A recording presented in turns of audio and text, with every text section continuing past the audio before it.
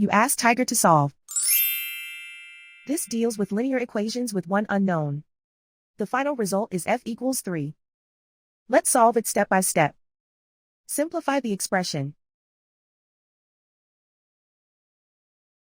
Group all constants on the right side of the equation. Subtract 6 from both sides. Simplify the arithmetic.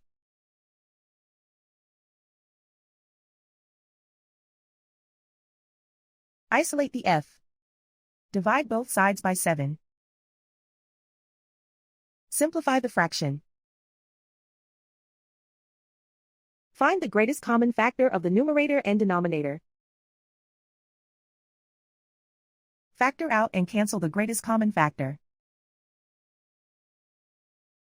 And so the final result is f equals 3.